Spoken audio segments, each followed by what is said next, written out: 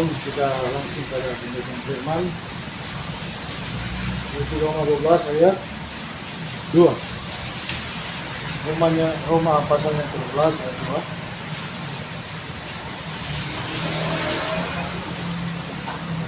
2. Tolong dibacakan.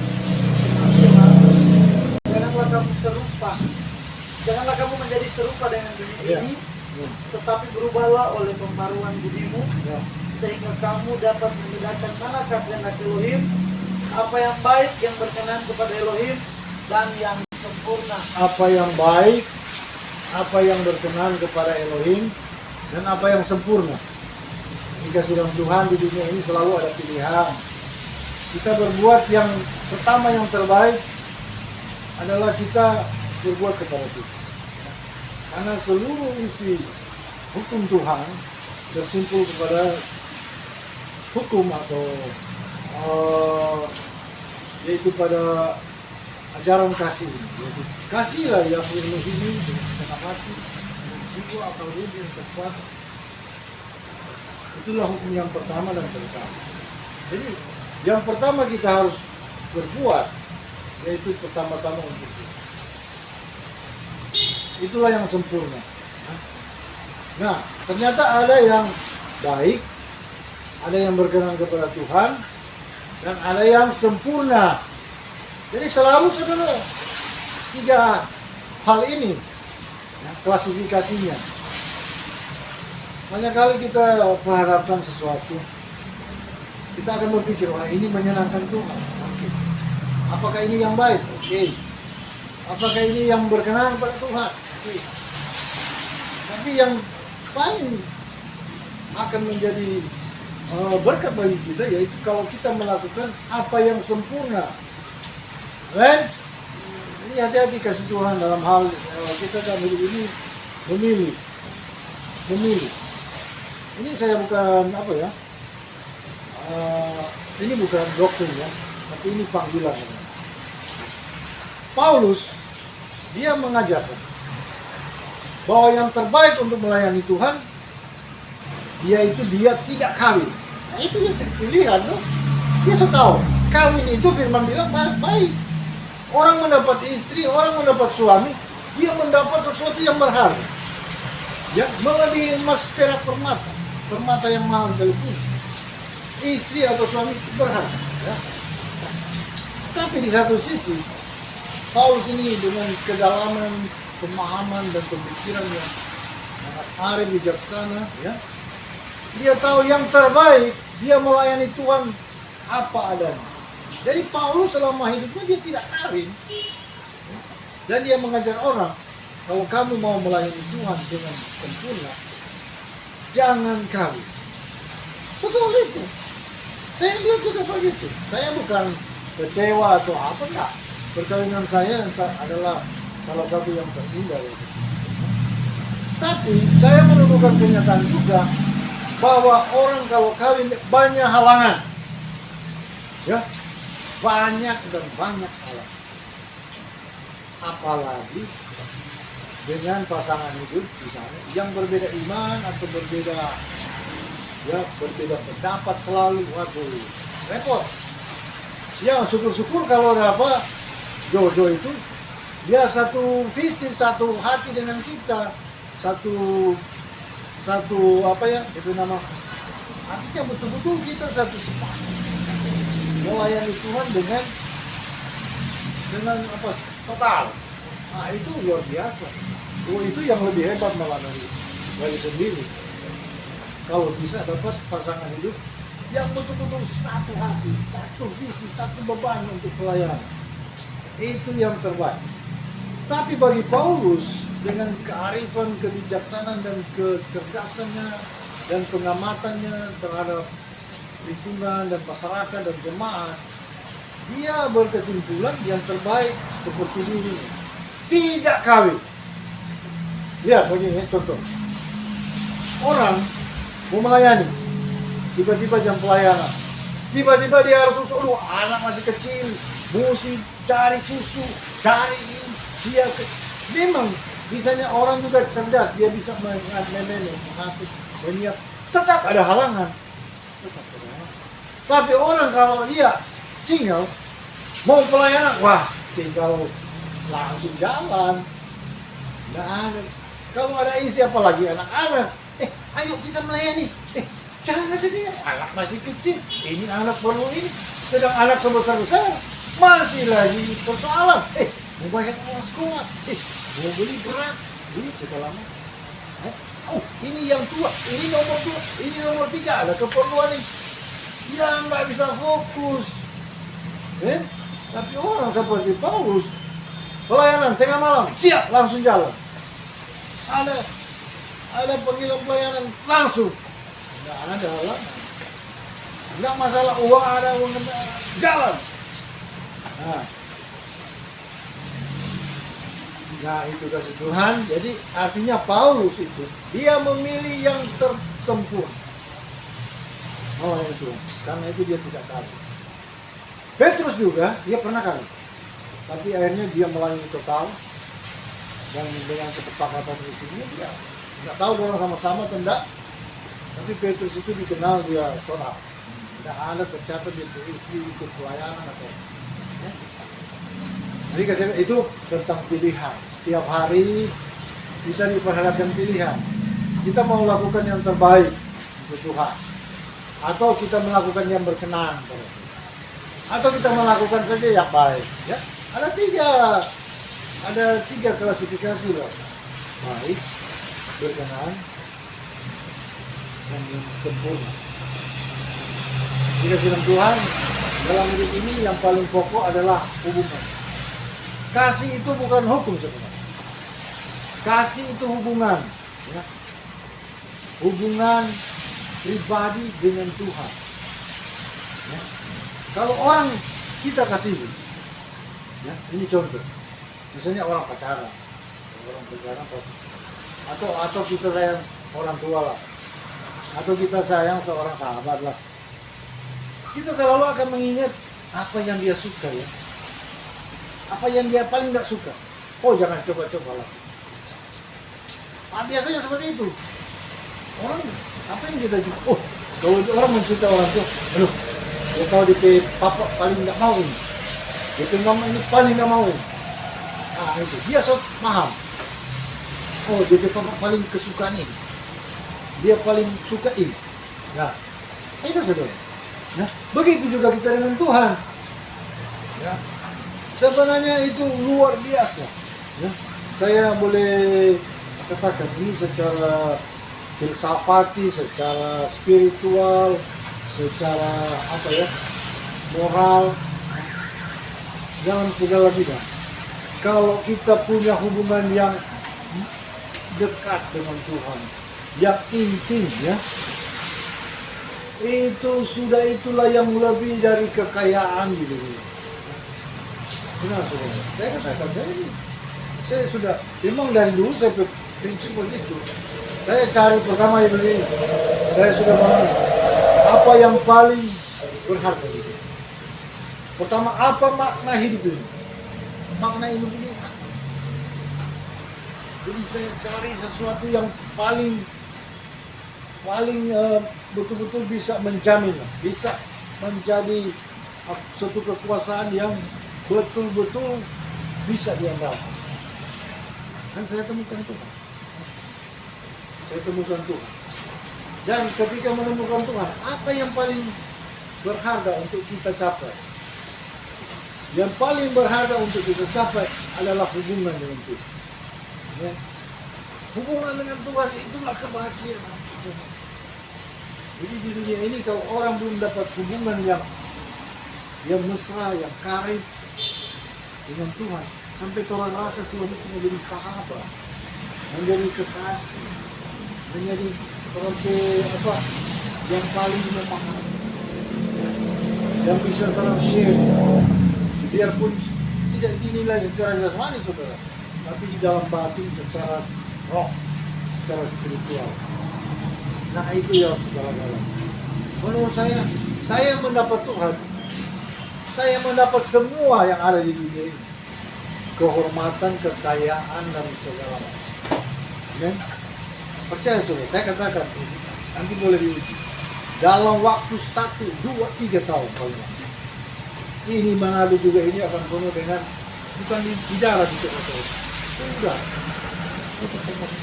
Saya sudah simak, sudah banyak jenis berkembang.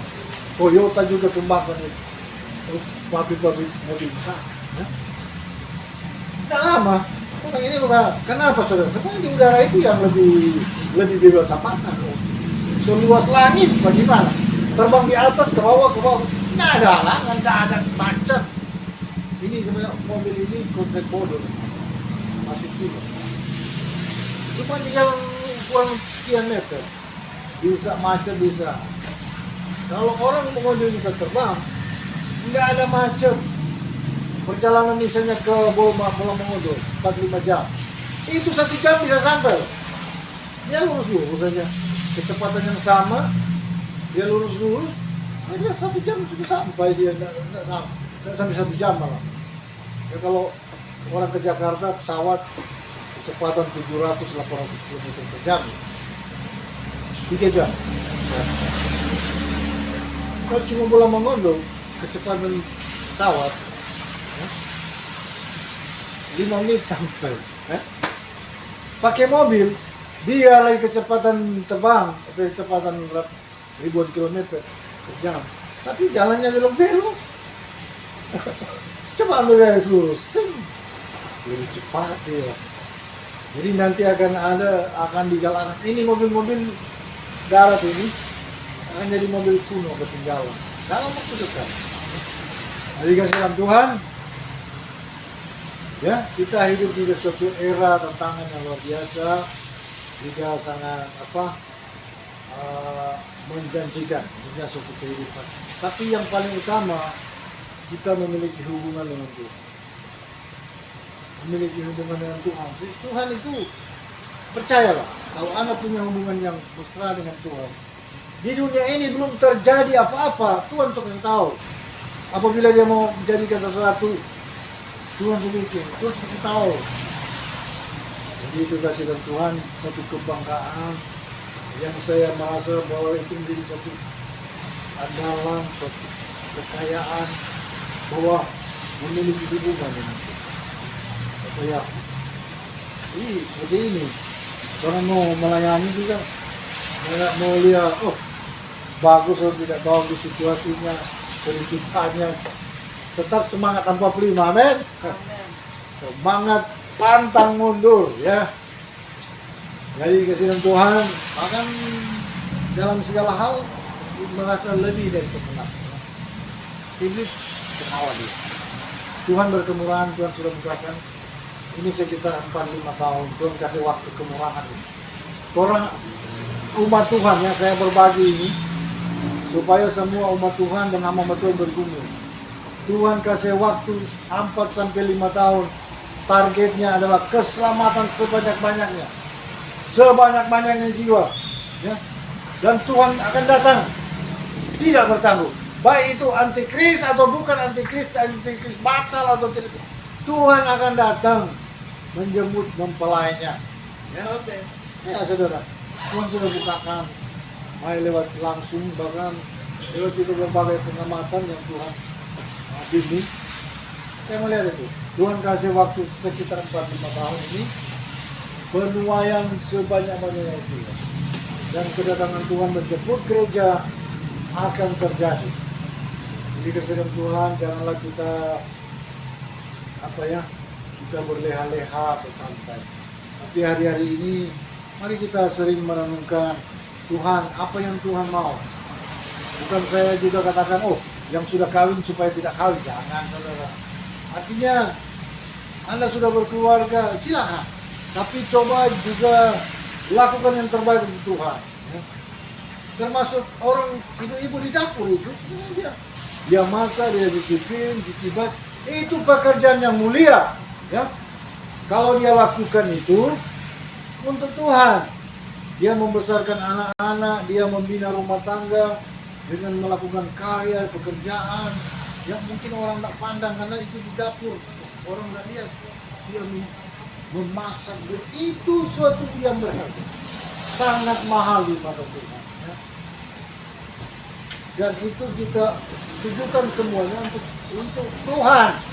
Misalnya orang banyak kali salah karena terlalu sayang anak, melebihi sayang Tuhan, jadi anaknya dimanja sama dia Yohanes, sama dia apa kalau dia opa dia manja sekali, biar dia sudah jaga masalah, kasih manja. Akhirnya dia, tapi kalau terbesarkan dengan kasih sayang biasanya mereka akan lebih kuat, berjiwa yang bagus. Kalau kita carikan dengan kekerasan tanpa kasih, bahaya, jadi jahat. Nah, kasihkan Tuhan, artinya kita besarkan anak dalam rangka kita menyenangkan Tuhan. Nah, gitu. Jadi orang bawanya ke gereja, bawa di ibadah, kasih kenal Tuhan. Nah, itu artinya kita mengasihi anak, tapi bukan langsung mengasihi anak. Kita mengasihi anak dalam rangka mengasihi Tuhan. Jadi kita bawa anak-anak ini dalam pengenalan akan Tuhan. Ya. Tapi seringkali para gembala mereka terjebak di sini. Mereka sibuk dengan pelayanan, anak-anak terlantar. Seperti orang senior, ya, kasihan. Ya karena saking sibuk di pelayanan, ada anak-anak sempat dididik.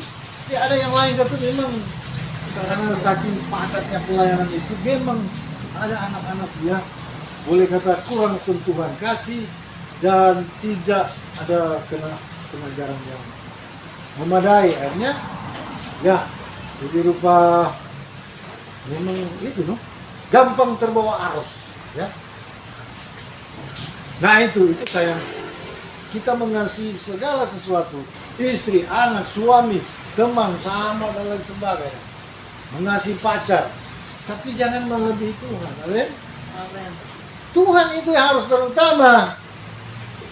Paulus juga tidak larang orang kawin loh. Dia bilang, yang paling terbaik kamu tinggal apa? Jangan kamu melayani pasti luar biasa. Ya. Tapi kalau orang kawin ya itu dia sesuai dia perasaan dia panggilan, dia tahu kita ini sekuat mandiri. Ya. Dulu saya pernah bertanya-tanya sampai puasa 3 hari. Tuhan supaya berkenan ini. Kita lihat anak Tuhan juga dia berpakai. Dia juga suka. Ya. Ternyata puasa 3 hari, dia puasa 1 hari. Dalam perhadapan ke Tuhan. Tuhan ngomong begini langsung dia. Tuhan kasih dia penglihatan. Biasa nih punya. Tapi kita fokusnya ini kan mau cari tahu Tuhan berkenan kita dengan dia atau enggak. Tuhan kasih lihat penglihatan bilang, Tuhan bukan ini kita mau cari tahu. Bayangkan kita langsung respon begitu. Tuhan kasih penglihatan, kita langsung ngomong loh. Tuhan bukan ini kita mau cari tahu. Tuhan langsung ngomong lewat ini. Itu urusanku. Itu urusanku. Memang tidak kelihatan dia suara, tapi dia orang tidak kelihatan, tapi suara Tuhan memang jelas. Tidak mungkin orang meniru. Saya bilang sama dia, orang tua suara, itu urusanku. Itu siap. Jadi kita tahu urusan jodoh itu ada urusan. Jadi saya pikir, berarti Tuhan mau jadi kita jadi para Saul Paulus. Siap Tuhan. Jadi memang sudah ada pikiran lain-lain. Memang sama dengan kuda, saudara. Kalau lihat kuda kalau apalagi kuda baru dari padang kuda belum pernah dipakai, itu mesti pakai kacamata baru. Ya. Kalau enggak dia kiri kanan, aduh. Apalagi kuda-kuda memang kuda yang kelas unggul itu bisa dia dipasang ke bendi atau roda itu bisa dia bisa celaka. Jadi saya ini seperti kuda, pokoknya tinggal ya itu nafsu kedagingan boleh kata semati sih. Dia mau mati. Biasa. Dia mau mati. Jadi siap Tuhan mau jadi Paulus.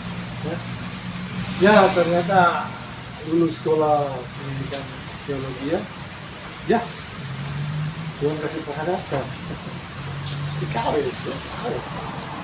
Tuhannya penyataan Roh Kudus dan saya juga. Ya. Oh Tuhan, Tuhan seperhadapan harus ini Tuhan jodoh. Jadi saya heran luar biasa waktu itu. Kami punya persiapan perkawinan seperti ada yang atur luar biasa. Cuma mengalir saja. Waktu acara juga ada rekaman sebenarnya. Cuma sudah hilang itu. Bahwa di Jawa Timur sudah kita di sana mungkin sudah rusak. Ya, ada videonya ada.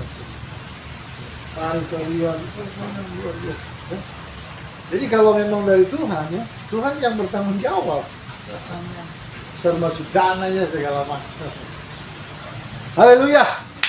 Itu kasih Tuhan. Hari-hari ini marilah kita selalu kalau boleh lakukan yang terbaik. Sebab banyak kali Tuhan kembali kepada hukum. Ya. Apa yang kita tabur, itu akan kita tuai. Kalau kita ini taburannya menyenangkan manusia, menyenangkan orang tua itu bagus. Menyenangkan suami, istri, anak itu bagus. Sahabat juga. Itu bagus. Kamu juga satu saat akan menerima. Ya. Apa yang kamu tabur, itu kamu tuai. Kamu berbuat baik sama orang juga berbuat baik sama kamu. Tapi semuanya itu pasti ada yang akan mengecewakan. Kadang-kadang orang manusia itu kita berbuat baik sama dia. Jadi istilah peribahasa susu dibalas air tuba. Banyak kali saudara. Ya? Tapi ya kalau kita menabur kepada Tuhan, ya, halo, menabur kepada Tuhan, artinya kita menyenangkan hati Tuhan, segala hal kita lakukan untuk Tuhan, kita bisa aja mau nyapu lantai, ya, kita mencintai kebersihan, itu untuk Tuhan, segala hal Tuhan katakan, ya, di dalam Kolose 3 ayat 17 dan 23 firman Tuhan katakan, apapun yang kamu lakukan dengan perkataan atau perbuatan atau dengan sikap hidupmu atau apapun di dalam dirimu, di dalam hidupmu, ya, lakukanlah itu untuk Tuhan. Amin. Bukan untuk manusia. Iya.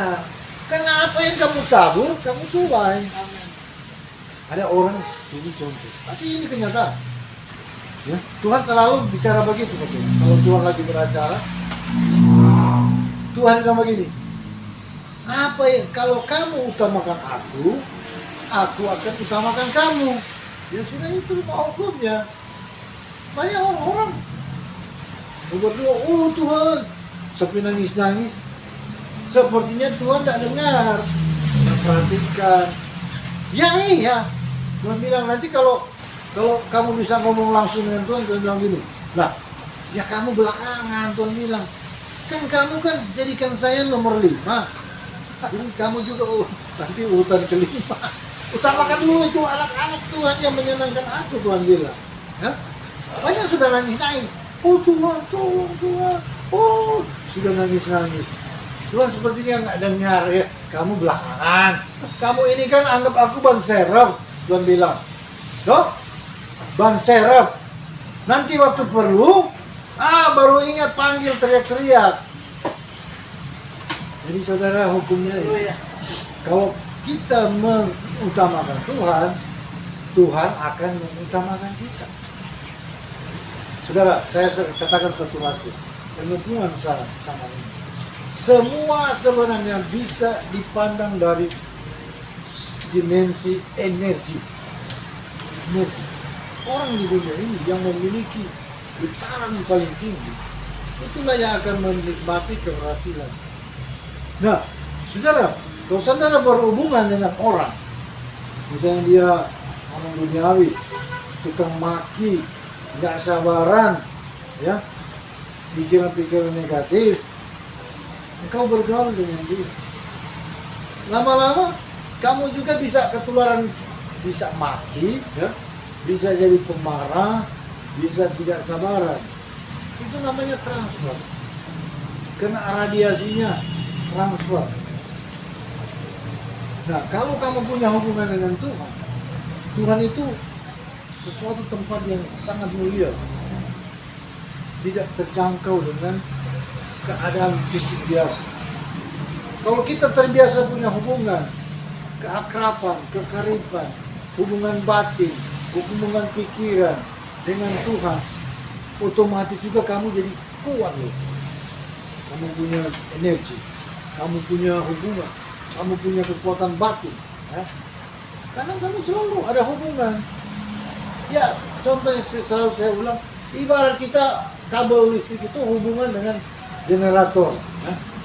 Dengan generator raksasa yang ada di pembangkit listrik. Nah, kalau kabel Anda hubungan dengan generator kecil, ya, power Anda kecil, ya, terbatas. Kalau dia cuma 1000 watt, ya jangan harap Anda bisa mengeluarkan output ya sebesar 2000 watt, jangan mimpi. Ya. Jadi begitu. Nah, kalau kita hubungan sama Tuhan, saudara, ini sudah kesimpulan dan semua falsafah dan segala pemikiran engkau benar-benar menjalin hubungan dengan Tuhan, ya. Hubungan kasih, engkau terbiasa, ya. Engkau punya getaran itu, kemampuan, ya. Kamu punya roh, bisa membaca situasi gitu, ya. Radarmu lebih baik, ya. Ini untuk hal-hal penting. Jadi kita berhubungan dengan siapa kita berhubungan, kita akan transfer. Kalau Tuhan punya kuasa, ya kita juga perkeluaran kuasa. Orang kalau tidak bergaul dengan Tuhan, ya, dia kosong, cuma bergaul dengan orang biasa. Dia hadapi kuasa gelap, dia nggak bisa. Setan kecil aja nggak bisa dia usir. Tapi kalau orang bergaul dengan Tuhan, itu sudah transfer itu otomatis. Jadi kita ini kalau mau terkini iblis, kadang-kadang belum terkini ya sudah lari ke diri. Amin. Karena biasa rasa, bahaya, tidak bisa dong. Saya pengalaman dulu sering menghadapi iblis manifestasi lewat orang, ya, lewat ya orang yang kena kuasa gelap, ya dia manifest. Tapi sekarang ini jarang sekali loh. Karena kayaknya ini iblis sudah tahu dia tidak berani manifestasi lagi. Ada itu dia seorang apa itu nama, dia katakan GS lah, petinggi lah GS. Dia lagi panggil mantra, saya orang ini sedang di pojokan, pokoknya orang sedang pojokan sama dia sekitar gitu. Nah, tiba-tiba dia baca mantra, dia panggil iblis, dipanggil iblis. Saya juga langsung lihat loh di alam roh. Ini langsung hadir situ. Itu ular naga besar. Pas kita berdiri situ, dan lain coba mana? Suruh masuk itu di iblis mana? Kita mau lihat. Coba berani? Tidak berani. Ya kalau situ-situ ini sudah berkali-kali dulunya. Tapi belakangan dia sudah tidak berani. Ya. Ini orang ini memang dia panggil loh. Dia panggil ini seperti ini. Dan saya langsung lihat ini kan karunia, langsung lihat itu, langsung melingkar begini itu naga, langsung muncul situ, melingkar. Saya bilang, oh iya, coba kasih masuk sama kamu, kita mau lihat dia berani. Nggak berani dia, nggak berani. Pernah dia orang ini satu kali habis masuk, itu naga masuk. Memang orang tengking sama orang, nggak bisa nggak keluar. Cuma saya waktu itu saya tengking dia, belum keluar juga dia waktu itu. Nah ini kejadian dia panggil lagi. Ini orang yang sama ini. Coba masuk. Nggak bisa. Ini hilang itu naga pergi. Ya ini alam roh. Ya. Jadi kasihan Tuhan. Ya, saudara, kita dengan Tuhan itu luar biasa. Kalau Anda belum punya kekariban dengan Tuhan, hidup belum berarti. Bisa mengambang, bisa kamu gagal selamat, bisa juga kamu selamat. Contoh satu hal saya juga sering ilustrasikan. Kalau kau ingin masuk surga, engkau bilang, biar cuma di halaman. Kemungkinan besar engkau akan tidak masuk. Contohnya Anda berbidik, ini ilmu membidik, misalnya panah. Dulu saya pernah coba pakai senapan. Satu titik ya, ini mangga nih, dua mangga agak jauh, kira-kira 50 meter sana. Ya, 50 meter. Enggak, 2-30 meter. Itu dia tergelantung. Saya ingat pelajaran, pokoknya kalau bidik itu tepat di titik itu, kamu bidik di pasti tengah sekali, tergantung konsentrasi. Ini yang saya coba. Saya bidik, saya bernapas pelan, gitu. Karena apa saya bidik, saya lebih titik, lebih tengah lagi, tung saya lepas, putus, tung, saya sendiri kaget. Nah, saudara, Anda kalau ingin menjadi misalnya jadi presiden, contohnya, dari kanak-kanak Anda memang dengan kesadaran sendiri, dengan kerinduan Anda sendiri, Anda ingin jadi presiden. Saya katakan minimal Anda akan jadi menteri. Betul. Karena orang itu dia akan mendekati apa yang dia tuju itu. Semakin dia sungguh-sungguh, semakin dia total, dia mencapai. Misalnya orang ini, saya ingin jadi pengusaha sukses. Misalnya, kalau saya ingin jadi pengusaha sukses dari dulu, semua pikiran, semua waktu, semua investasi saya lakukan untuk menjadi pengusaha sukses. Ya, pasti saya jadi dong. Biar jatuh bangun, ya. Biar jatuh bangun. Orang kalau dia fokus hidupnya memang satu tujuan, pasti tercapai. Ya, riset di seluruh dunia begitu.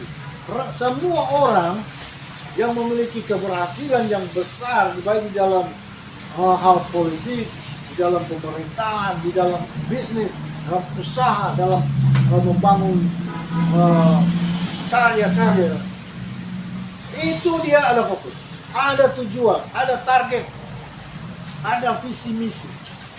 Semakin dia tajam, semakin sungguh-sungguh dia memang hatinya, seluruh energi, semua potensi yang ada dalam dirinya, potensi roh, potensi jiwa, potensi diri fisiknya, semuanya terfokus di situ, dia akan jadi.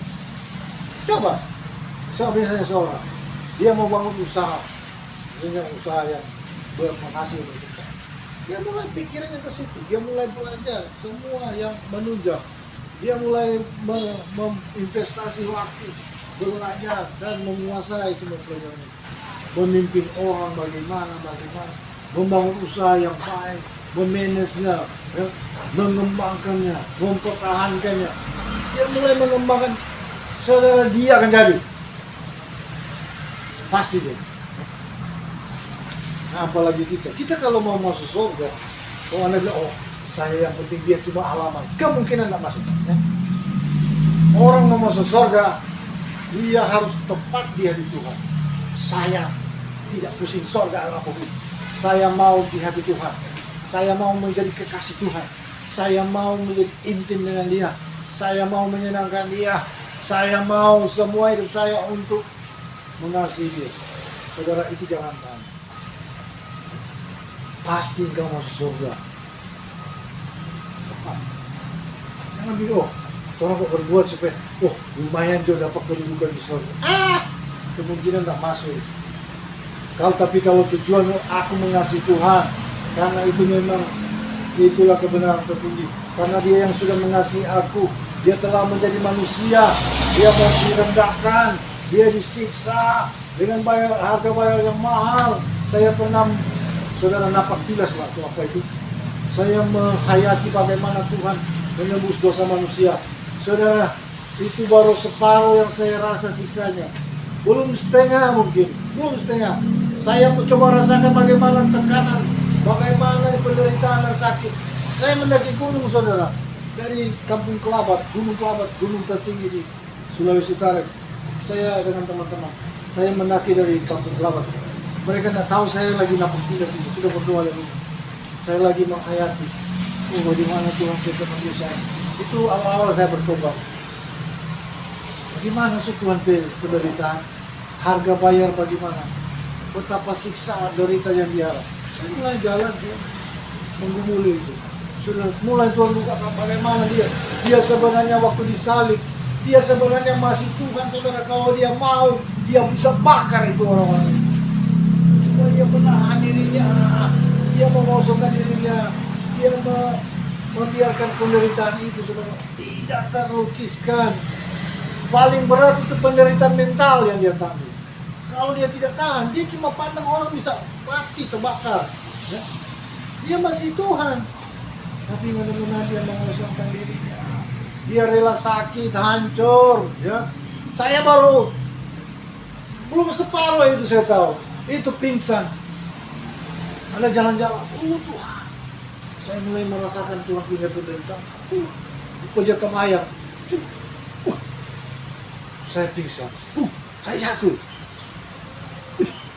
Mereka, kemana ini orang sudah jatuh? Jadi kita istirahat. Sadar. Gak mampu kita mau selami bagaimana Tuhan punya penderitaan. Itu awal-awal saya bertobat. Jadi saya mencintai Tuhan. Karena saya tahu berapa harga yang telah dia bayar untuk saya. Ya.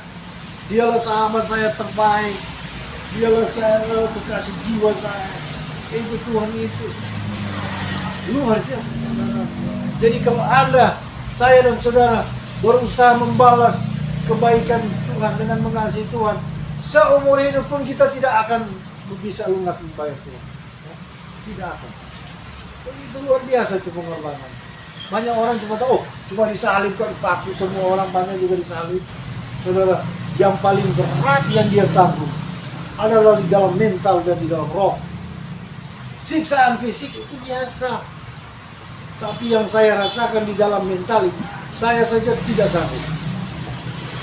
sanggup langsung rembah, langsung orang kaget, mana ini, siapa dia, kenapa sudah rebah, ya? Jadi mereka tunggu saya bangun pelan-pelan. Mereka tidak tahu, bukannya tidak tahu. Saya lagi menghayati bagaimana penderitaan Tuhan. Dari kasih dalam Tuhan, ya, kita membalas cinta kasih Tuhan. Banyak orang berpikir, kalau dulu saya masih orang rasio, buat apa kita mengasihi Tuhan? Tuhan tidak perlu dikasihani. Yang kita ini yang perlu dikasihani. Oh, ternyata kita salah. Di dunia ini, kalau ada pribadi yang harus kita cintai, yang layak kita cintai dengan segenap hidup kita, itulah pribadi Tuhan. Ya. Dia Bapa Yahweh, dia menjadi daging, saudara. Bapa Yahweh itu menjadi daging. Kalau Anda baca, saya rekomendasi semua, baca kitab Adam itu sebagai kitab tertua yang ditulis oleh Henokh, ya, yang belakangan baru ditemukan, disembunyikan, tapi Tuhan tetap melindungi, ya, naskah-naskah yang asli. Saudara, naskah-naskah yang benar-benar ditulis dalam hieroglifik kuno, ya, sudah diterjemahkan. Ada di sana dalam beberapa pasal jelas-jelas Tuhan Yahweh pencipta berkata kepada Adam dan Hawa bahwa dia akan menjadi daging dari keturunan Adam. Pada hari kelima dia akan menebus Adam dan Hawa, dan dia katakan pada hari itu engkau akan kembali ke taman Eden, dan aku akan menebus engkau dan keturunan. Jadi saudara, saya katakan Yesua Mesias Juru Selamat itu dalam bahasa Inggris Jesus Christ dan sebagainya. Ya, tapi kami lebih suka pakai nama asli Yesua atau Yahshua. Karena nama Yesua itu adalah namanya Yosua. Yosua itu Yahshua. Dalam naskah asli itu ada 300 lebih nama Yahshua. Yosua dalam dialek, dalam bahasa asli, dalam pembukuan Ibrani kuno dan Ibrani sekarang itu Yahshua. Ini nama Yesus Yahshua, ya, Yahweh Juru Selamat. Nah, dialah Yahweh yang menjadi nabi. Ya? Jadi kita percaya benar firman katakan Bapa, Putra dan Roh Kudus adalah esa, adalah satu. Ya? Tuhan juga berkata di dalam Markus 12 ayat 29, sampai 30. Dengar hai Israel, Yahweh Elohim kita Esa. Ya. Kasihlah dia dengan segenap hatimu, segenap jiwa dan akal budi dan kekuatanmu. Jadi kasihan Tuhan, jangan kita bingung ya. Sebenarnya gampang-gampang aja, tapi ini akan terbukti. Saya sudah dialog banyak-banyak agamawi dan teolog. Ya. Saya buktikan Tuhan itu satu, seperti pada kita roh jiwa tubuh. Ya. Bapa di surga itu fisiknya, dia bertahta di surga. Rohnya itu adalah rohnya dia di seluruh dunia tidak terbatas. Jiwanya yang ada seperti kita jiwa, itulah yang menjadi Yesua Mesias. Jadi tiga hal ini adalah satu sama dengan saya, roh saya, jiwa saya, tubuh saya. Satu pribadi bukan tiga. Jadi matematisnya 1 kali 1 kali 1 ya 1, bukan 1 tambah 1 tambah 1. Tidak. Bapa Putra Roh Kudus itu cuma sebutan. Bahasa manusia terbatas ya. Bapa Putra Roh Kudus ya Bapa Yahweh itu. Yesua itu adalah Yahweh yang menjadi daging. Kalau saya tidak tahu dari orang. Saya tahu langsung dari Tuhan. Tuhan sendiri katakan sama saya. Ya, akulah Yahweh, akulah Yesua Mesias. Ya? Saya pernah tanyakan langsung. Jadi kasih dalam Tuhan, ada pribadi yang paling layak untuk kita cintai. Ya? Itu Tuhan. Dialah yang menderita di kayu salib. Itu Bapak Yahweh. Bapak Yahweh itu. Jangan Anda pikir itu logika Anda terbatas. Logika kita manusia sia-sia banyak kali. Jangan Anda berpikir secara logika, oh bagaimana mungkin dia ada di dunia? Berarti surga kosong. Tidak ada yang berkata, ya itu pikiran tolol itu. Tuhan itu maha hadir. Amin. Dia bukan cuma mampu di satu tempat. Sejuta tempat pun dia bisa hadir. Kalau perlu berbagai wujud. Berbagai rupa. Ya, ya Tuhan maha hadir. Maha kuasa. Omnipresent. Omnipotent. Amin. Omniscience. Ya. Maha tahu. Ini jangan ambil. Oh, kalau begitu Tuhan kosong loh. Loh, Tuhan kok masa keluar dari rahim? Lah dia tidak keluar dari rahim, saya katakan. Siapa bilang keluar dari rahim?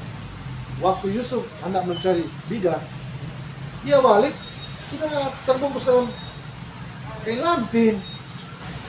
Karena dia roh, ya sudah waktunya dia langsung. Dan si Maria ini tetap perawan, itu saya dapat langsung. Tidak ada yang hajar. Maria itu tetap perawan. Karena yang lahir ini roh, dia langsung bermanifestasi jadi bayi.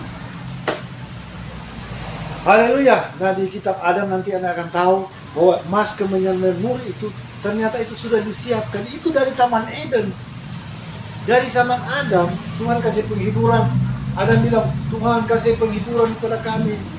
Kami rindu ada yang dari Taman Eden, barang-barang dari Taman Eden. Tuhan kasih emas dan kemenyan dan mur. Dan emas dan kemenyan dan mur itu tetap terjaga, saudara tahu.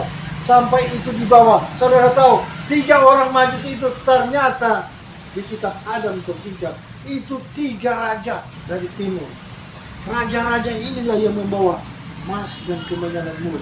Itu emas kemenyan mur dari Taman Eden itu. Nanti saudara baca kitab Adam. Para teolog, kalau dia teolog Kristen, kalau Anda belum baca kitab Adam, Anda belum tahu banyak. Anda harus baca kitab Adam. Kitab pertama dan kedua. Perlu baca lagi kitab Henok, kitab Yasar. Itu kitab-kitab yang dari Tuhan. Saudara tahu penulis kitab pertama siapa? Ya Henok. Henok itu turunan ke-6.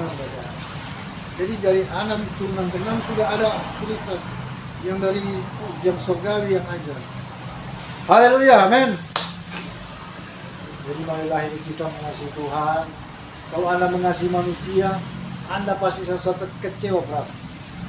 Mengasihi anak, mengasihi suami, mengasihi orang tua kadang-kadang kecil. Tapi kalau Anda mengasihi Tuhan, ya, Anda tidak akan kecil. Mengutamakan Tuhan. Ya. Berilah kepada yang terbaik. Ya. Jadi di sini saudara, inilah pengajaran yang luar biasa kalau kita memiliki hubungan dengan Tuhan. Sehingga orang lagi tidak akan, saudara, bukan orang kita tidak perlu belajar semua, bukan. Tapi sebenarnya yang paling pokok bahwa hidup kita akan dituntun oleh Roh Kudus. Roh Kudus kita akan bawa kita kepada pergaulan yang intim dengan Tuhan. Kita akan bergaul dengan kekuatan paling dasar di alam semesta. Ya. Akan transfer kuasa kepada kita. Kita akan memiliki getaran kuasa yang kuat. Iblis akan takut berdiri-diri. Ya. Karena kita ada hubungan. Ya. Itulah saudara kebahagiaan. Kalau harta kekayaan jangan tanya. Kita percaya dengan Tuhan itu pasti semua. Kalau kita sudah sempurna, tidak bercacat celah, tidak lagi ada kesombongan, tidak ada lagi keangkuhan, hanya ada kemurnian, kesucian, kekudusan. Ya. Percaya Anda siap mengalami kemuliaan manusia. Sebagaimana permata ketika sudah dipoles, sudah diasah, sudah dibentuk, ya, sudah jadi, permata itu Tuhan akan taruh di atas kepalanya. Ya. Sebagaimana mahkota. Atau dia jadikan cincin. Artinya kehidupan kita akan mengalami kemuliaan. Dipakai oleh Tuhan dengan dasar. Ya. Haleluya, amin. Ya, sekian firman Tuhan. Ya, kita akan masuk pada penyembahan. Kita berdoa. Bapa di surga, seberapa banyak kami yang mendengar firman. Oh Tuhan, kami berdoa, puasa, Tuhan menjamah sehingga kebenaran firman ini makan tempat, dan apa yang telah dinyatakan lewat kebenaran firman, oh Tuhan, beri kekuatan kepada semua pemirsa yang ada di tempat ini, bahkan semua yang ada di rumah masing-masing dimanapun mereka berada. Apa semua dijamah oleh kuasa Roh Kudus, diberkati, dikuatkan, beri hikmat dan wahyu supaya kehidupan hari-hari ini oh benar-benar tepat sasaran, oh rabatakaya, dan kami memiliki hubungan yang kuat, yang sempurna, yang intim dengan Tuhan, agar supaya di dunia kami berhasil, bahkan sampai kepada keselamatan Tuhan. Terima kasih Tuhan, yang sakit disembuhkan, yang lemah dikuatkan, susah diberikan, segala pergumulan, pertolongan campur tangan Tuhan terjadi, mujizat terjadi, jawaban doa. Semua pemirsa yang berjumpa, yang kami semua dari ini diberkati, saat ini diberkati. Saat tayangan ini mereka tonton, mereka semua diberkati dalam nama Yesus. Terima kasih Tuhan, sempurnakan mereka dalam nama Yesus Masihi. Haleluya. Amin.